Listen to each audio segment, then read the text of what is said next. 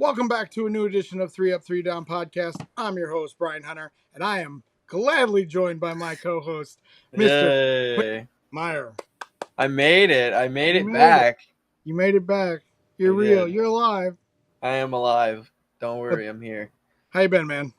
I'm okay. I mean, still a little hurt from Saturday, but we'll get In the into heart? that.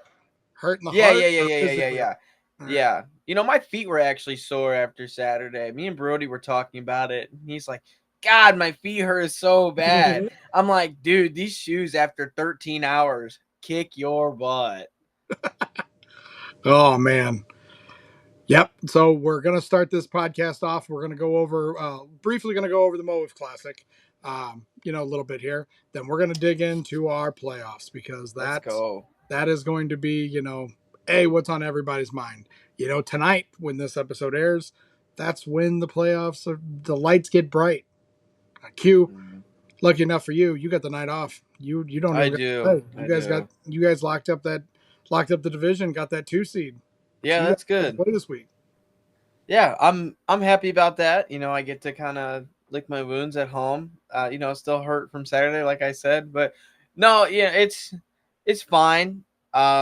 A little bit of humble brag. I haven't played in the first round of a playoffs Okay. since my Anyways. first year, but I digress. It's fun regardless. I am kind of sad that I don't get to play wiffle ball this week. I come off a little bit of a high on Saturday. Because I did so well, and then it's like, oh, now there's nothing, and I have to wait a week to play fast pitch competitive again. But no, it's going to be exciting. Yep. And we're also going to just spend some time with our hitter and pitcher of the week. Got them together at the same time. So this is going to be a lot of fun for that interview. So make sure you stick around for that second segment and see that. But with that being said, let's hit the intro.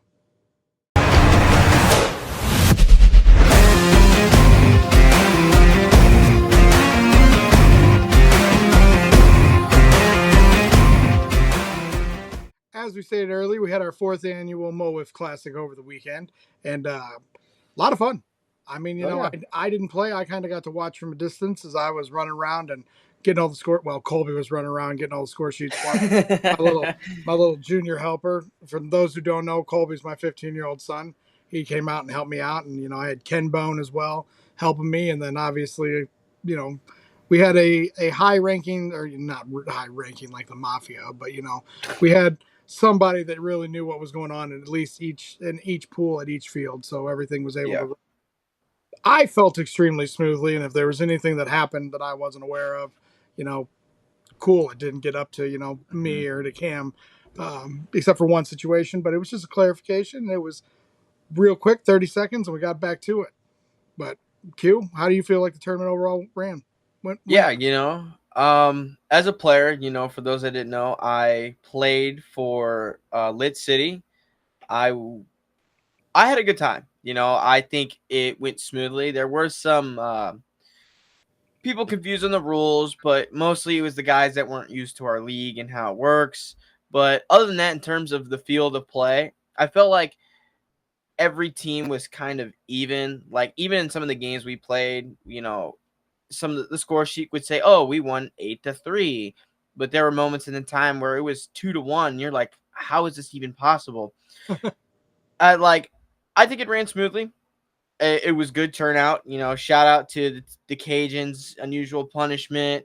The teams that came from out of state, the Bushwhackers came back. Some of those teams that came out of state to play our style. It's a big leap up from the first year where there was 6 of us, and it was so small. We were done in like a couple hours.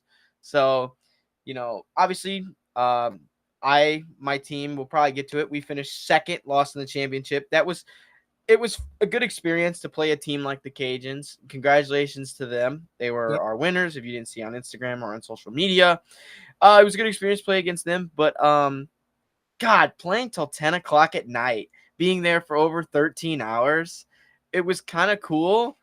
Man, like I said in the intro, my body hurt so bad and I didn't do anything. I didn't pitch. I fielded one fly ball all day and I hit, and I was hurt. So I can't imagine how, Connor, Brody, Tommy, Colin, and Pat felt after pitching. What about me? I sat on my ass all day long. Yeah, Brian, you did do a good job. You kept everything together. Oh, I wasn't saying it for that reason. I mean, Don't forget to take out your trash cans. Thanks, Alexa. Whatever your name is. Yeah.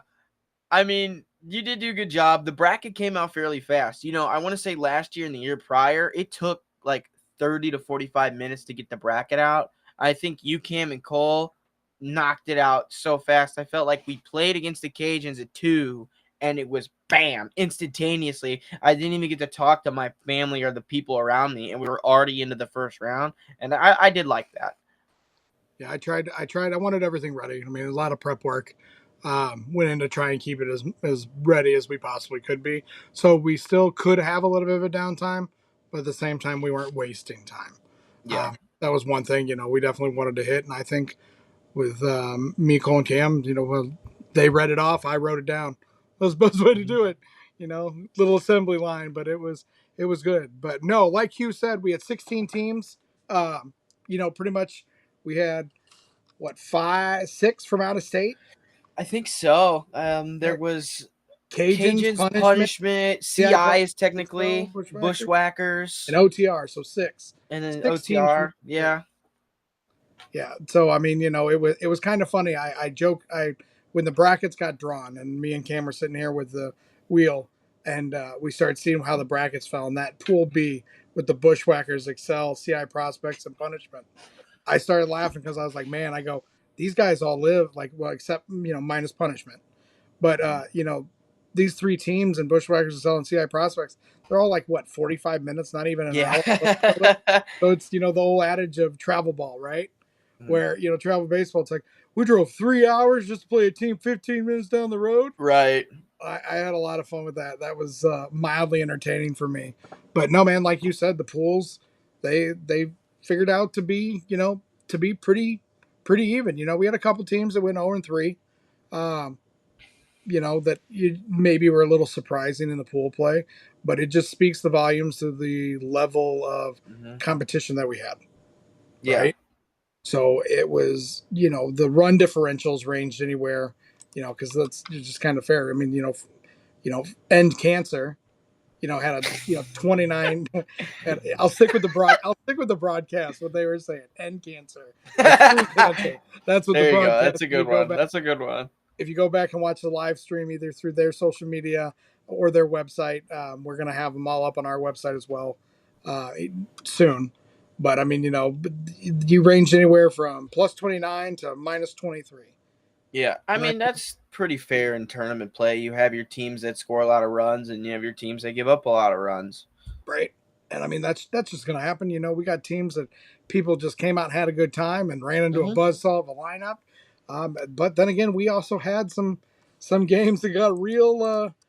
That were a lot closer than I would have thought they were going to be. Oh yeah. For sure.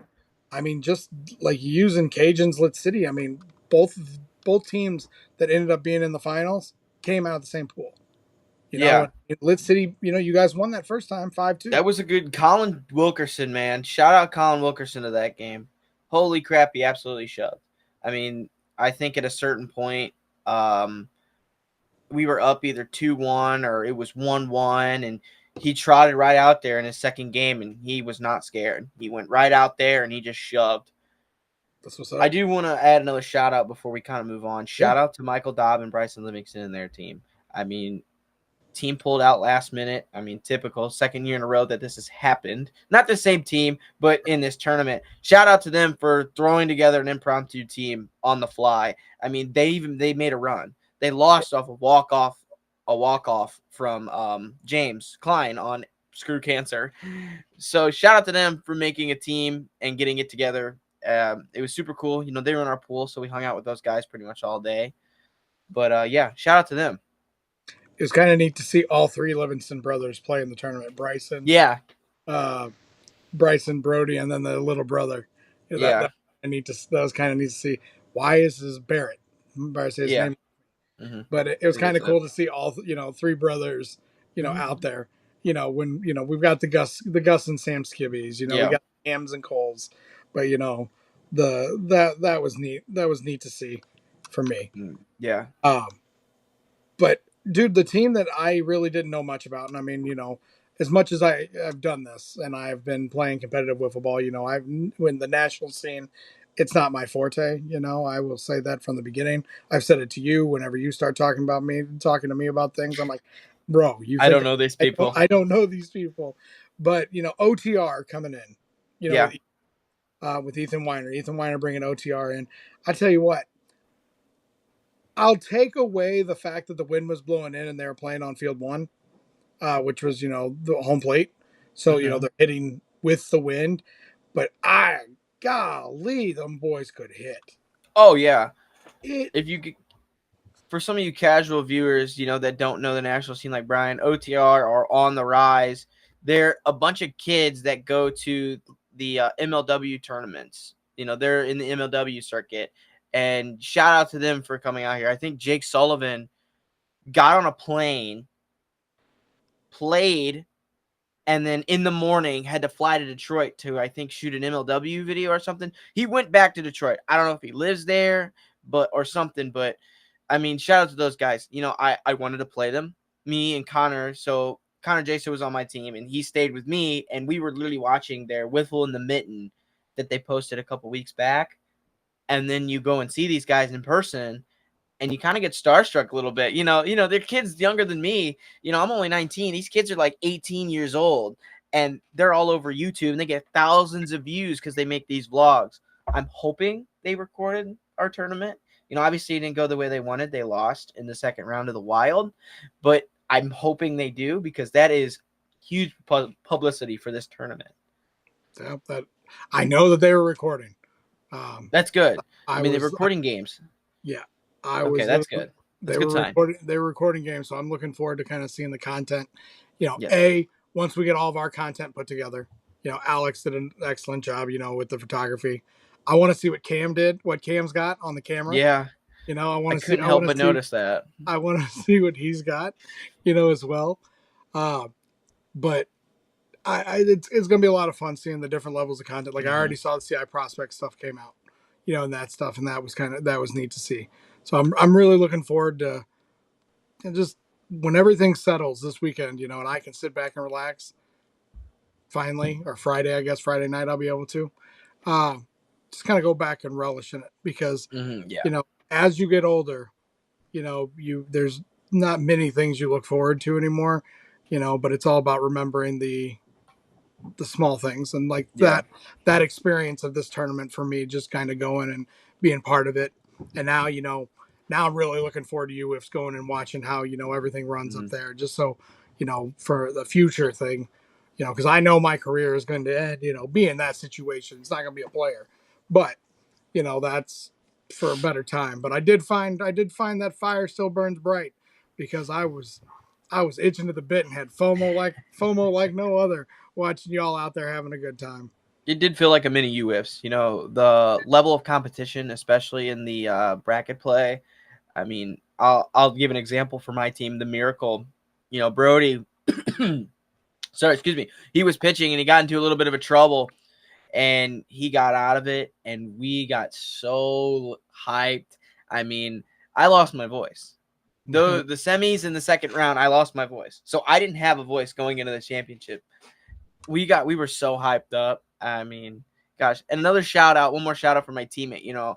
I'm talking about my team because that's who I was with all day. Shout out Pat Ballman. I think Pat Ballman had a home run in every single game except the championship.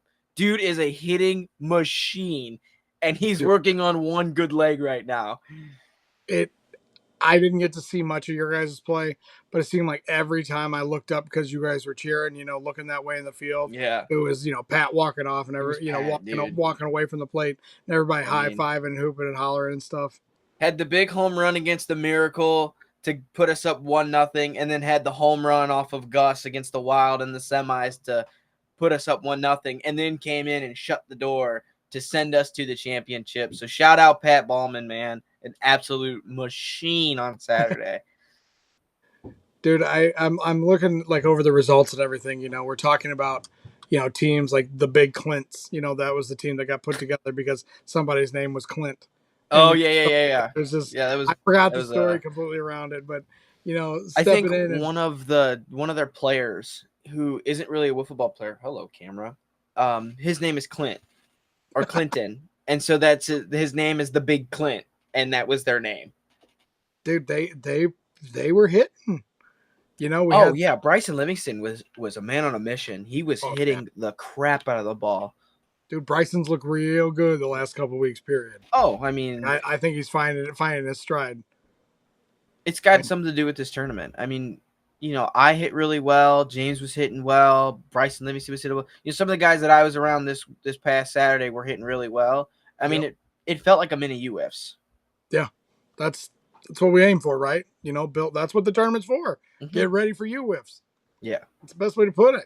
But I definitely think 2027 is going to be huge. Yeah. Oh, yeah. I mean, so the reason why we say 2027, because as it stands right now, we normally have our tournament in August. NWLA is coming. So, we will. Pretty fair replacement for that. Have the national tournament in that place. In the same place where we have the Classic, in the same place.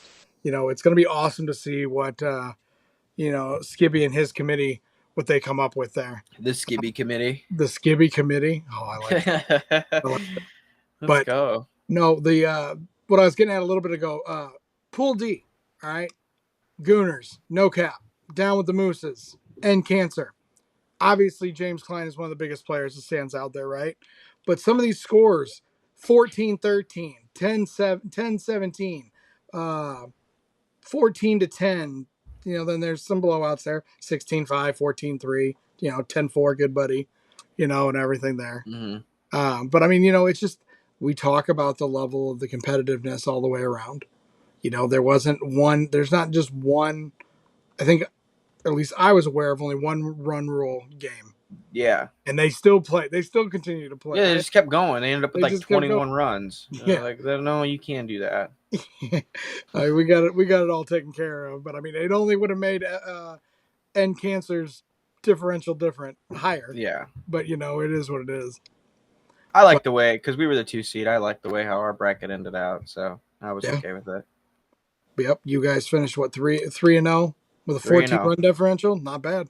We had Down with the Mooses, Miracle, and the Wild, and then the Cajuns in the championship. So I like the way our bracket filled out. Oh yeah, the bracket definitely fell. But oh man, again, congratulations to the Cajuns. Yes, big shout out to them. Thank you for coming. Thank you for coming up. I know you guys. That's a long commute, but you guys definitely made it. Hope everybody had an absolute blast. And for those that watched and want to be part of it, stay tuned for future renditions of the tournament. Because we're definitely looking to make it the best tournament we can be, and if it grows, it grows. So that's for us to figure out. All right. With that being said, me and Q will be. I'll be right back and talking with our hitter and pitcher of the week. And then Q will rejoin me in the third segment for us to go over the playoffs a little bit. So stay tuned. Let's go, baby. Join me now as our Week 17 Buffalo Wild Wings pitcher of the week, going all 5 innings, striking out all. I have 125 written down, but only 15 melonheads he faced, all while throwing his 4th no-hitter of the season. Please welcome back Mr. Brody Livingston. And also joining us is our Lit Cigar Lounge hitter of the week, going 1 for 2 with 2 walks on the night. That one hit, though, was a 3-run bomb that ended up being the game winner and helped secure his Mambas playoff spot. Please welcome back to the program, Mr. Cole Layton. Round of applause for both of you. Congrats, gentlemen. Welcome back. How you been? Good so far. I mean, just kind of playing wiffle ball and hanging out. It's been my MO. There we go. Doing well. Excited the regular season's over. Now we get to the fun stuff. Now we get into the fun stuff. All right. So, Brody, let's start with you real quick. How did it feel to go out there and lock down the final win of the season for the Thunderbirds? I know it was kind of a mission of yours to get it right. Yeah. I mean, I asked for it. I wanted to end the season on a high note and go into the playoffs with a little bit of momentum. I mean, I was kind of planning on asking for the ball regardless of who we got. Obviously, it was the Melonheads, but made me look good, 1, and 2. I just really think we needed the momentum. I thought we had been playing kind of flat recently. So, I mean, other than that, just kind of going into the playoffs with a different mindset. Right. How was it facing your brother, you know, at MOWIFF for the first time, like you two going toe to toe on the rubber? I know he's talked quite a bit of smack in terms of just being able to hit me. He's never seen me go full throttle until then, so that was probably the first time he's ever seen me sit over 90 before. So I think he was, I mean, he told me after the game, he's like, dude, I couldn't see anything. I didn't know what you were going to throw me. He's like, it was kind of intimidating and a little scary, to be honest. And I was like, good, that's what I wanted you to feel like. Oh, snap. That's funny. That's that's great. Cole, walk me through the at-bat. Your approach facing divisional opponent in the Archers. You know, they're trying to win, you know, to keep pace to potentially, you know, win your guys' division and everything. But, you know, walk me through your approach, kind of getting ready, knowing what you had to do. Yeah, I don't think anybody knew who the Archers were throwing, so it was kind of hard. I kind of heard rumblings that Klein wasn't going to throw just with tournament last weekend and you know, playoffs next. So I was kind of expecting somebody else other than but yeah, I mean, it was he was started off the game throwing pretty hard, harder than I had seen him throw in the past. So first at bat, kind of got lucky, got a walk, got to see a few pitches. So yeah, that second at bat in that inning kind of helped. We only hit 4. So I got to see him twice in that first inning with some guys on. So yeah, just got lucky. I think he got down in the count and got a little slider, kind of right down the middle, maybe a little inside, which, you know, I kind of step off the plate pretty good to be able to handle the inside pitch. So yeah, just kind of got one that I was looking for, waiting for, and put a good swing on it. And yeah, the rest is that's about it. So a lot of big moments in your career. Obviously, you're the all-time leader in MOWIFF hits and everything. You got your second 100 hit club member in Jordan Smith. Congrats to Jordan there as well. But you know, a lot of big moments in your career. How does that hitting that bomb and giving that 3-run lead early and putting up a crooked number? How's that kind of rank? Knowing the fact the significance of winning in, you know, putting the team in the playoffs. You know, obviously a big moment. It was great. It's tough. I can't say that I have a ton of, you know, obviously have quite a few hits, but where it ranks, I mean, I think I have some playoff home runs that are probably, you know, go above that, you know, like that's where you want to hit your home runs. And, you know, I mean, obviously regular season to get you in, you got to get there. So hard to rank it, but it's definitely up there. You know, team needed it. Kind of been, I think everybody kind of know we had been struggling a little bit. I had been struggling, you know, mightily from that first half. I had a very hot first half and went ice cold. So I needed it heavily. So yeah, just glad it all worked out. And, you know, I'm always game for, you know, getting hyped up, and it's a good way to do it. So. For sure. I do love your enthusiasm whenever you take the ball deep. I love it. So you brought up MOWIFF Classic a little bit ago. That's where I want to pivot into now. You both played this weekend. You know, Brody, you played for the first time, sorry. And Cole, I think, you know, what, third or fourth time. We don't stat check. We don't fact check around here. So, you know, it doesn't matter. But you know, mind talking a little bit about your experience playing in the tournament and how this one's compared to past years for you, Cole. And then obviously, Brody, this is your first MOWIFF Classic. You know, how does it compare to other tournaments that you played in? Cole, we'll let you go first. Yeah, I've played in 3, so didn't play in the first one. That was typically I'm not available Labor Day weekend, but with the wife pregnant, we weren't out of town, so I was able to play. Congrats on that. We got baby Leighton coming. Yeah, so that was year 1. We're back. Year 1 was the first tournament in Labor Day weekend. Wasn't able to make that one, but yeah, from the past, I think the tournament's just grown. You know, year two was pretty crazy as well. You know, we had, we had a couple guys from the Northeast came up, but I don't think it quite compared to this year, as we had the amount of teams come out. We had in the past, there's only typically probably been 2-3 good teams, and you kind of expected those teams to make the Final Four, make the final, where this tournament was loaded with talent. I think a couple teams that snuck into the final. I can't say snuck in because they were really good teams, but a couple teams that got into the Final Four, might not have been on everybody's bingo card. So it's just great to see. A lot of talent out there. Every game was competitive, especially once we got into single elimination. But yeah, just a lot of competition. Good to see all these guys travel. They talk pretty highly of the league, so it was good to have them come out and see what Missouri Wiffleball can do. But yeah, got to talk to a lot of cool guys, meet some guys never met before. Yeah, it was a lot of fun. Even though my team didn't do the greatest, but still a lot of fun. Good day of whiffs, hanging out with everybody.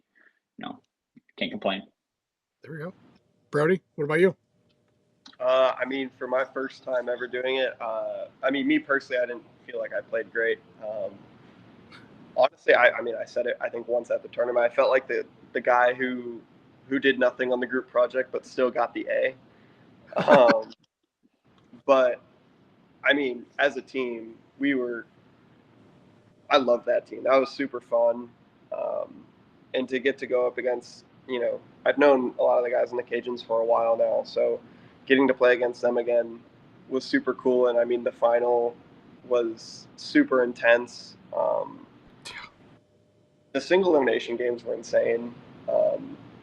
We had some really cool moments, and to see my boy Tommy go off like that, that was crazy. I've seen him hit real good, but I haven't seen him hit like that. So I think that really put him out there, put his name on the map if it wasn't already, and showed people that he's legit. He's the real deal.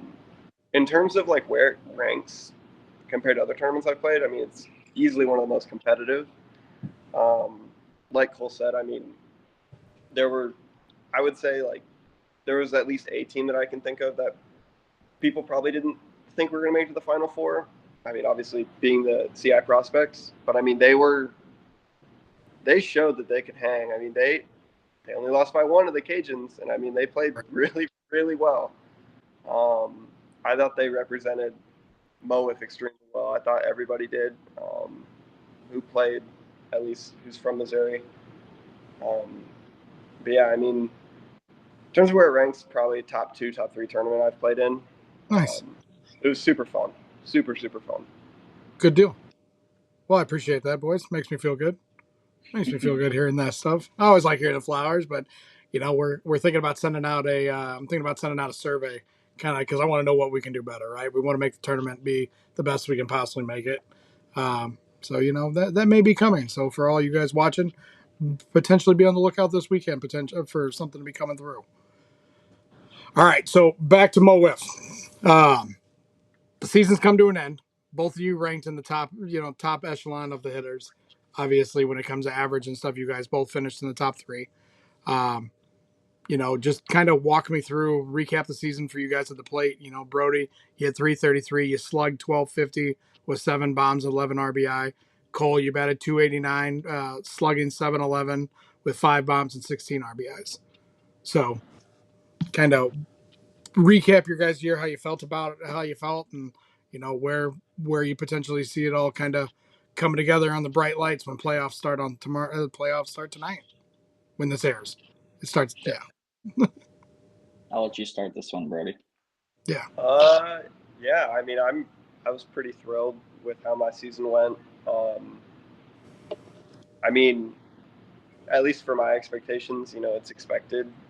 But I thought in terms of just like not really seeing anybody here, I thought I hit really well for it being, my first time facing most of these guys. Of course, one of the only guys that I didn't hit well against was the guy that I've seen hundreds of thousands of times. But Are you talking about Bryson? Yeah. But no, yeah, I thought I was good on both sides of the ball. I think there are a couple things I can improve. But I mean, going into playoffs, it's competing time, so you don't change anything. You just kind of let your game talk, and then go from there and see how far you can make it. At least for me. Yeah. Cool. Yeah. I think I had a good season.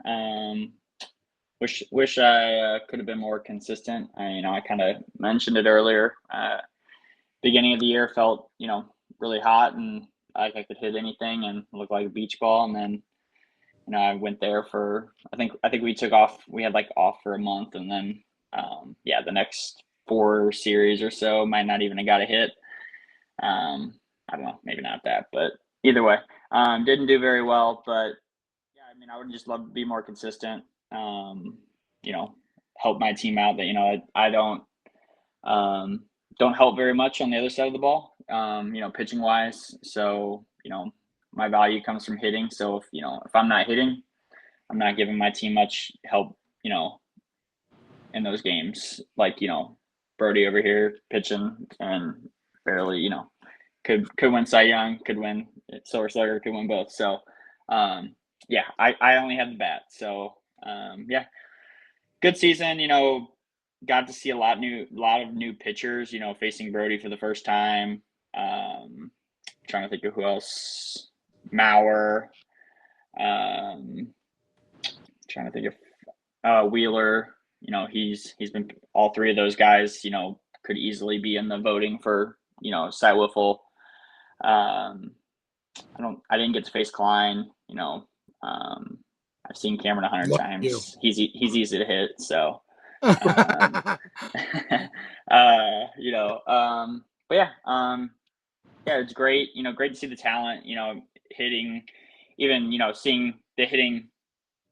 Stay pretty consistent over the career. That's what I like to see. Even with the talent. Getting so good in our league. It's tough to hit day in, day out. I think you can see that in the stats of everybody. So it's always, good to see your name up at the top of the list. And then, just hope to continue that in the playoffs. Like I said, that's the way I contribute to my team. So got to try to put my team on the back, with my bat, and, hopefully I can do the same and get some wins here. Well, we're talking about playoffs already, so I'm just going to kind of maybe rearrange this question since you guys already kind of touched it. So obviously, under the lights, 8 and 9 o'clock tonight, it's going to be the Thunderbirds versus the Mambas, right? So that's kind of neat that you two won hitter and pitcher of the week. We get to get you together and kind of just have a little fun. Obviously, I'm not asking for a roadmap here, but how do you kind of prepare to kind of keep yourself ready to go against the high caliber offense for Brody's sake, since he'll be on the mound, the high caliber offense the Mambas bring, and then Cole, for you, how do you prepare, to kind of keep yourself ready to go for somebody like Brody and Foss on the mound? Yeah, I was gonna say don't forget about Foss either. I'm not forgetting about Foss. Yeah, you guys got a 2-headed monster that 2 guys that can easily have votes for Cy Wiffle. And then I don't even think I mentioned Foss in that prior comment. But yeah, I guess I had faced him before. So, but it's hard to face 2 guys that contend for Cy Wiffle, and will probably contend for Cy Wiffle for the next however many years they play. But yeah, just watching video, trying to see what they did in prior at bats, how they attacked me, see, what I can do better. But at the end of the day, just kind of got to trust yourself. I know I'm a good hitter, so just got to go in there with that confidence.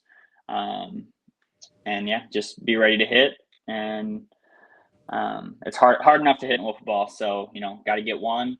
Hopefully, I think we're going to have a lot of 1-0, 2-1, 2-0 games. So, if you can get one, you feel pretty good in the playoffs. So just got to bring the energy, and yeah, I'm excited. It's going to be a dogfight. You know, we're looking for some revenge here. You guys swept us a few series back, so looking to get that revenge, and yeah, hopefully get the Mamas a first playoff win here, playoff series win. Playoff series win. Gotcha. We do have wins. Let's not let's not I say know that. I know you got the wins. I know what you mean. Don't worry. Brody? I don't know, when I face, you know, lineups that are deep and, you know, have consistently good hitters, you know, just thinking is a big thing. You know, taking my time, I control the pace. You know, at least in my mind when I'm pitching, you know, it's my box, no matter who's there. You know, I'm control the game when I'm throwing, and you know, making sure that my sequences and, you know, tunneling is good, and just really thinking back to what I did, what worked, what didn't work. You know, mixing it up is just going to be big, I think, for me, especially a guy, you know, at least I think myself this way, just a guy who changed speeds. That's a big thing for me, always. Gotcha. Yeah. Well, gentlemen, I have one last question. Over under, how many times are you two combining to get intentional walked? What do you think the over under is going to be? I hope 0, but I hope 0 too. No, Bro. I say that as a throwaway question just for shits and giggles.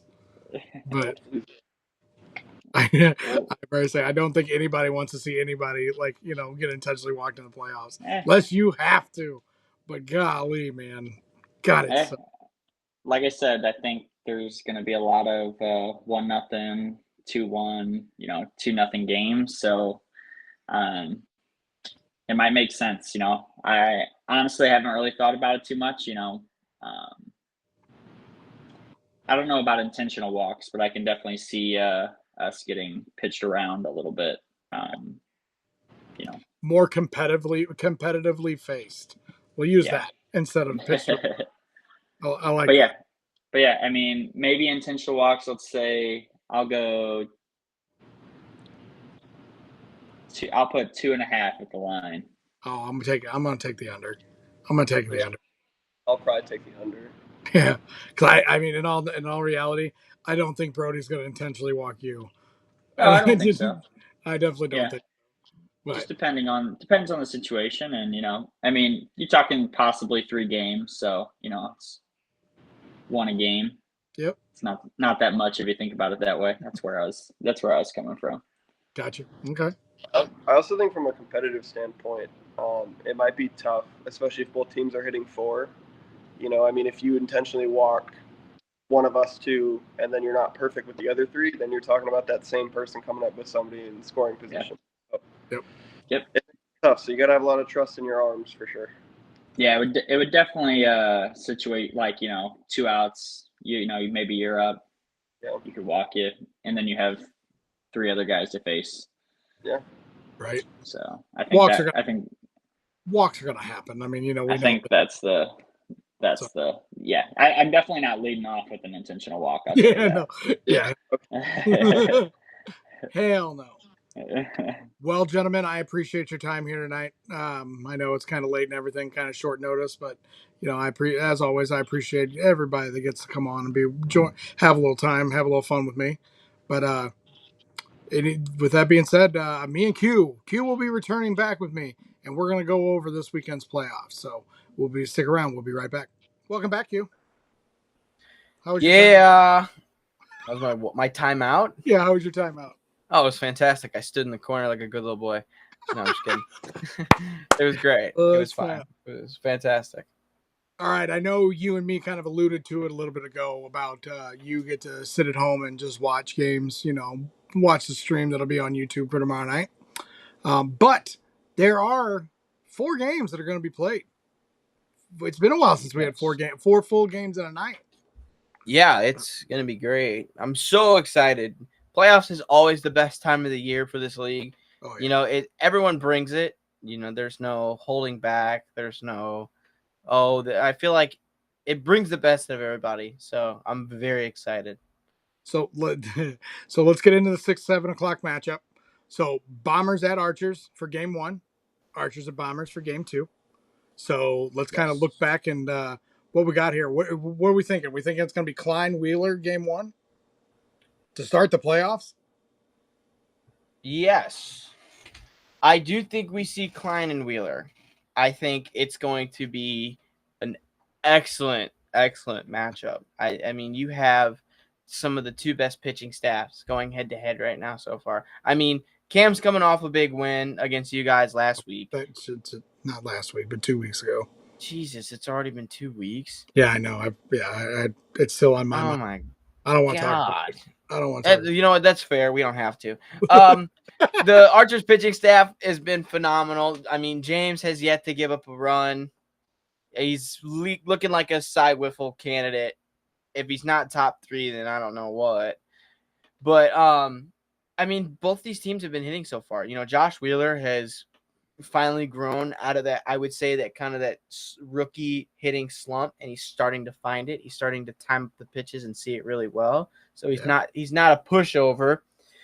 And the Archers have been hitting the crap out of the ball all year long. They've been the most underrated hitting team, I think, this year so far. Rory Rink has been hitting really well. Jay Rich is back, and he's been on fire. Sam McIntyre, who they added in place of Jay Rich when he was absent due to work reasons, he's also hitting the crap out of the ball. I mean, James has been hitting the ball. This is going to be an excellent series. I think it's going to be who's going to blink first. What pitcher makes the mistake and who makes them pay for it first will win the game. I think it's going to be 1-0, 2-0. I don't see a lot of walks, and I don't see a lot of double walks. It's going to be a good one. I don't have a prediction. Honestly, I think it can go either way in both these series, but it's going to be good. I'm excited for this one. Yeah, I mean, being on the losing end versus Cam, you know, oblique strain or whatever is going on with him at all.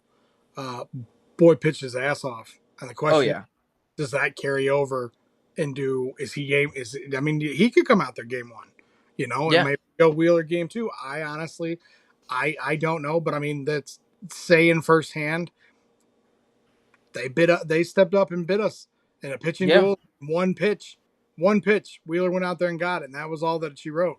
Could that be the case again? You know, because Tom, you know, you going through the Bombers lineup and everything, you know, assuming they bat 4, you know, what are we looking at? We're looking at Wheeler, Cam, Tommy, insert 4th. I mean, you got to expect Ethan Weiner's going to be there. Oh yeah, Ethan. My apologies. I forgot about Ethan. But you know, when that lineup's going to have, you know, the way Wheeler's hitting, the way we know Cam can hit, you know, he had a good MOWIFF Classic, you know, and everything. So you know, hitting wise. So does that break kind of his down year offensively? So I mean, I think there's a lot to look at, and I for one can't wait. But I'm not sleeping on the Bombers. But no, let's have some fun, Q. Predictions. Oh boy, I'm saying it goes 3 games. Mm-hmm. And I'm gonna say the Archers. The Archers are gonna pull it off, just because of the fact that I think all top to bottom, the 4 hitters that they have in that lineup are a better 4 offensively than the 4 that the Bombers can put out. I think it's gonna be 1-2-0 games. You know, something easy. You know, not easy, but something hard fought to the end. And I think it's going to be a dog fight. Yeah. That's my prediction. 3 games, Archers take it.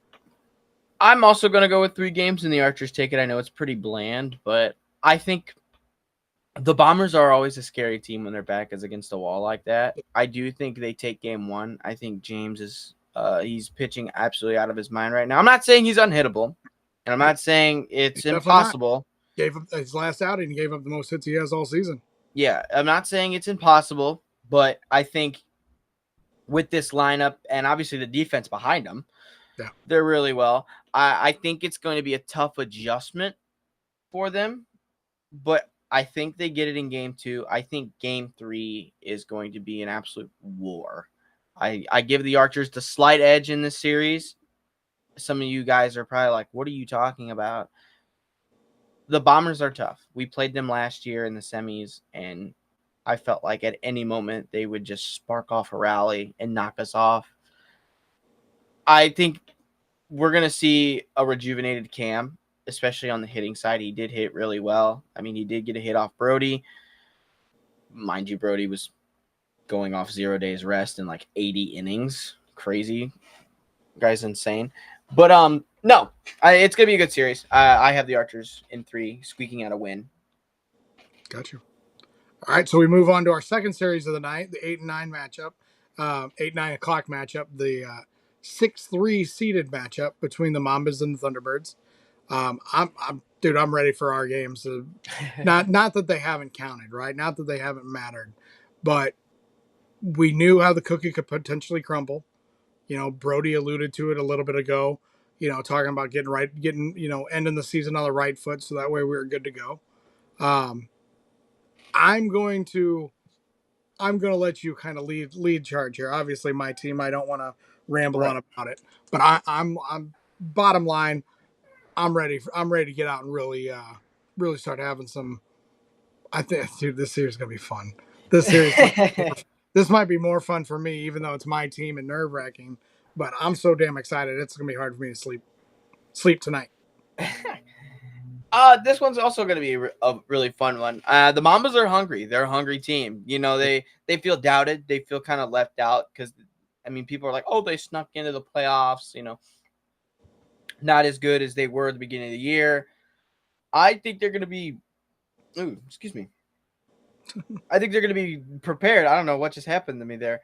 They're going to be prepared. I expect to see Caden Rice and Chandler Melton there. And Caden Rice looked really, really good in his outing at the MOWIFF Classic. Justin Hall did not pitch. James Dutton did not pitch. I mean, Cole Layton hit really well in that tournament as well. And they want to get out of that first round. They've never made it out of the first round since they became a franchise 5 years ago. And this is a tough task because the Thunderbirds, they're tough. I mean, with Brody and Foss at the helm with the 1-2 punch, I think it's going to be a tough. But the hitting for the Thunderbirds, I said it in the predictions podcast, and I say it here for the playoffs. Can anyone outside Brody hit? I mean, the Bombers kind of showed it. You know, hey, we're just going to put you on second, man, and we're going to make someone else beat us. And it worked for them.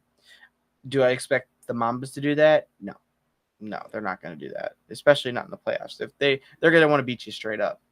So I think it's going to be a good one. If I had to make a prediction, I'm going to have to go with Thunderbirds in 2. I'm sorry, Mambas. I love you guys, but I mean, this team is too good from top to bottom. I mean, Andrew is no pushover. Dom is having a down year, but he's still no pushover.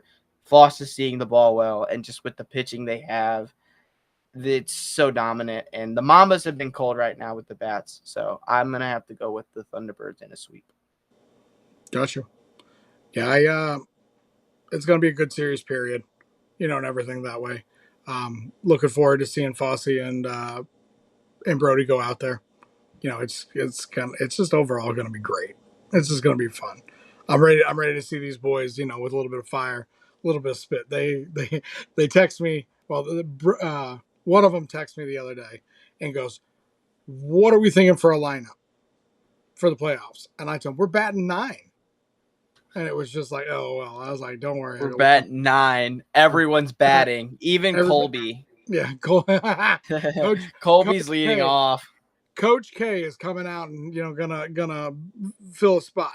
So, you know, it's gonna be one of those things. Yeah. But get ready. But it's gonna be a lot of fun. Mm-hmm. Well, man, I think it's that time of night. Yes, it is indeed. We've talked about everything. We've talked about the MOWIFF Classic. We kind of recapped that. You know, we talked with Brody and Cole here about their hitter and pitcher of the week and their experiences with everything. But before we log off here, make sure you hit that like and subscribe button and you ring that bell. That way you're alerted live for any time MOWIFF goes live. You can definitely know, or any content that we upload, to our YouTube pages. And don't forget to follow us on all social medias.